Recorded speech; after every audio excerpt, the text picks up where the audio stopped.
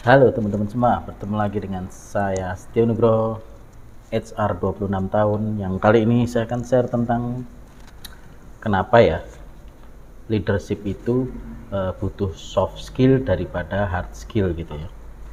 Jadi biasanya kalau kita melihat tentang pengembangan sebagai seorang pemimpin atau kita ngelamar kerja gitu, itu kalau bagian leadership pasti ditanyainnya, sudahkah Anda pernah pegang proyek besar? Or malah, sudahkah Anda mengerti tentang tools dan framework manajemen? Whatever lah itu ya, mau itu project, mau itu timeline tentang kemanajemenan itu sendiri. Oke. Berarti semua itu penting, tapi ada yang lebih krusial, yakni adalah leadership itu tidak dibentuk semata-mata dari hard skill saja, tetapi dari kekuatan skill yang konsisten dan lagi jam terbang lebih tepatnya ya.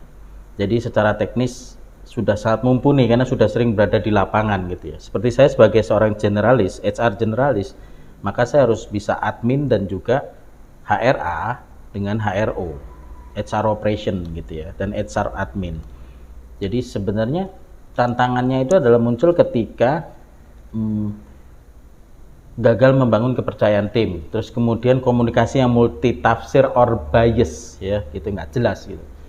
Terus kemudian sulit memberi feedback dengan tepat apa yang menjadi keluhan teman-teman di operation. Terus kemudian seringkali tidak nyaman dalam menyampaikan keputusan-keputusan sulit, keputusan-keputusan strategi yang rada sulit gitu ya. Sebenarnya kemudian skill ini adalah beberapa skill ini menjadi kunci. Apa aja itu? Jadi empati dalam komunikasi. Paling tidak Anda mendengarkan dulu keluhan dari teman-teman staff atau teman-teman di dataran operation yang Anda pimpin, dengerin dulu sampai habis. Apa sih kendalanya? Terus nanti bagaimana problem solvingnya gitu ya. Terus kemudian kejelasan dalam arahan. Arahan itu harus jelas teman-teman. Poin-poinnya, checklistnya itu harus jelas. Jadi jangan bias. Kemudian membangun istilahnya psychological safety. Apapun tetap safety nomor satu teman-teman ya. Ketiganya seperti apa? Terus yang paling utama adalah ketegasan yang tetap menghormati. Ini sulit teman-teman, karena kita merasa kita di jajaran manajerial atau kita di jajaran leadership, supervisor, team leader itu merasa hormat terhadap teman-teman yang di lapangan ini kurang aware aja gitu sih.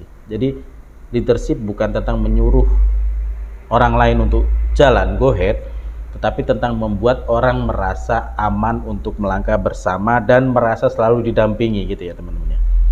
Jadi ini sebenarnya hanya share aja, tetapi paling tidak ketika kita masuk ke dataran teknis kita harus berpikir 5-10 kali lebih luas, karena kita memakai view helikopter ya. Ketika kita di jajaran manajemen atau di jajaran manajerial, kita melihatnya view helikopter. Jadi paling tidak ketika teman-teman curhatnya masalah teknis banget ya, kita bisa membreakdown dulu apa sih yang menjadi kendala, terus kemudian mana yang nggak jalan, sistem mana yang tidak bisa dimaksimalkan gitu teman-teman. Hopefully bermanfaat. Sampai ketemu lagi dengan saya Setio Nugroho, si paling HRD gitu ya. And bye bye.